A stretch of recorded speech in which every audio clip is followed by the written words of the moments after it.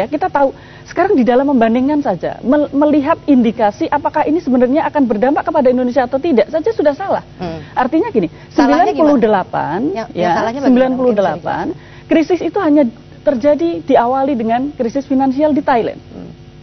Ya, sementara tadi dikatakan bahwa ekonomi global ini adalah sebuah bencana yang saling berhubungan. Nah, sekarang yang bergejolak adalah bencana yang paling besar di Amerika. Kemudian kita katakan kita tidak akan masalah.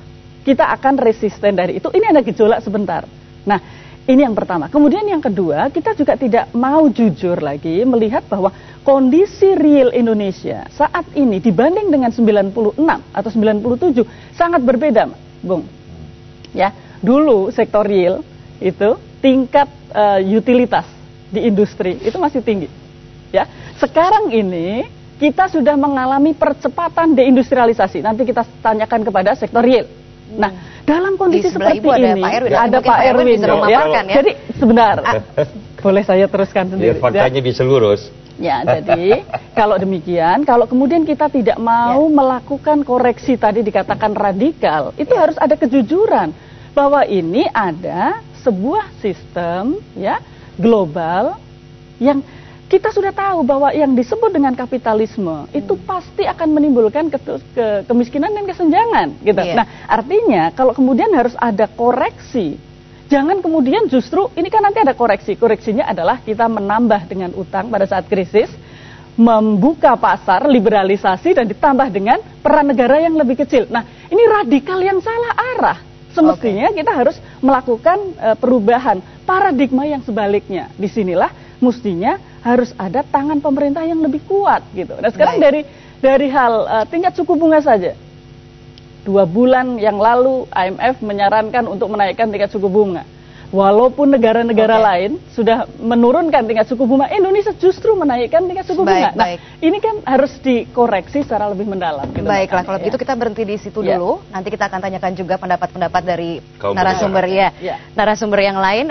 Perbandingan mengenai perbandingan antara Krismon 9798 dengan krisis keuangan global saat ini seperti apa akan kita bahas sesaat lagi setelah pariwara berikut ini.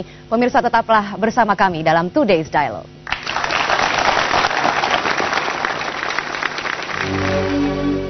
Pemirsa, terima kasih Anda kembali bergabung bersama kami dalam Today's Dialogue. Saya langsung akan beralih ke Pak Erwin. Pak Erwin, bagaimana sih sebenarnya situasinya saat ini di kalangan pengusaha? Apakah di kalangan pengusaha ini sudah mulai merasakan dampaknya dan bagaimana perbandingannya ketika pada waktu itu Krismon 9798? Ya, saya kira ada 2 pengusaha sekarang.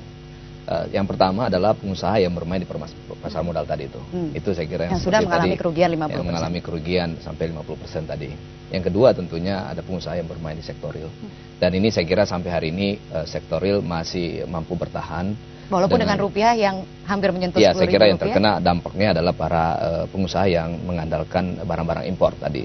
Tetapi saya kira pasar sektor ini harus didorong dan didukung oleh pemerintah. Karena terkait lagi dengan permasalahan-permasalahan yang banyak terkait suku bunga, kemudian proteksi terhadap market itu sendiri, karena akan berakibat kepada masuknya barang-barang impor kepada pasar kita yang mengganggu produksi dalam negeri. Jadi saya kira saya melihat bahwa sektor real ini yang harus kita jaga sekarang ini dibanding daripada sektor pasar modal yang sudah kelihatan bahwa sudah mulai terjadi kehancuran pasar modal di seluruh dunia. Artinya membutuhkan pertolongan dari pemerintah atau intervensi dari pemerintah untuk mengeluarkan kebijakan-kebijakan yang tepat. Ya, saya kira pemerintah perlu melakukan intervensi dengan membuat aturan-aturan.